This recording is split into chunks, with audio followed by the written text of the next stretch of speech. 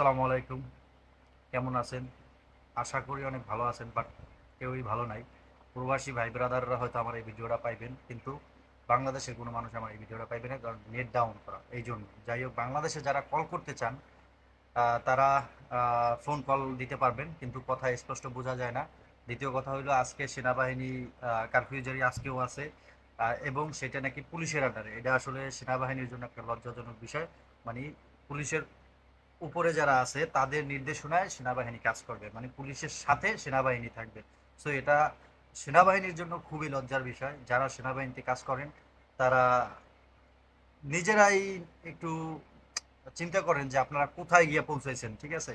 So এটা প্রবাসীদের বলার কিছু নাই, তারপর আপনাদের বলবো, ছাত্রদের উপরে বাংলাদেশে যারা আন্দোলন করতে আছে, তাদের ন্যায্য আন্দোলনের দাবিতে যারা আন্দোলন করতে আছে, তাদের উপরে কেউ গুলি চালাবেন না, দয়া করে। আপনারা আপনাদের দায়িত্ব পালন করেন, বাট গুলি চালাবেন না। আপনাদের দায়িত্ব তাদের প্রোটেক্ট দেওয়া, তাদের সাথে মারামারি করে না। সো আপনারা এই বিষয়টা একটু নজরে রাখবেন বা মাথায় রাখবেন। আর আজকে 3-4 দিন হয়ে গেল ফ্যামিলির সাথে কোনো যোগাযোগ নাই।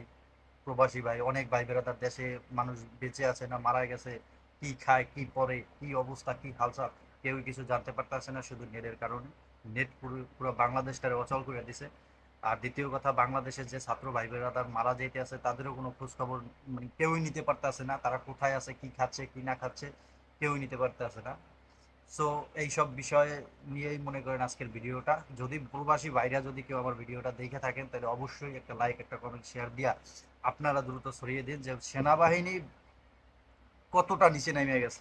সেনাবাহিনী তো নামে নাই, সেনাবাহিনীরা নামাই দিছে। কতটা নিচে নামাই দিছে, যেই সেনাবাহিনী দেশের আহ, সবচাইতে উচ্চ পদে থাকার কথা, সেই সেনাবাহিনীর আজকে পুলিশের আন্ডারে থেকে পুলিশের নির্দেশনায় কাজ করতে হয়, পুলিশের আদেশে কাজ করতে হয়। সো কতটা নিচে নামাইছে সেটা আপনারা আমরা সবাই খুব ভালো জানি। আর বাংলাদেশের এখন বর্তমান পরিস্থিতি খুবই ভয়াবহ। অনেক ছাত্র মারা গেছে এবং পুলিশও মারা গেছে।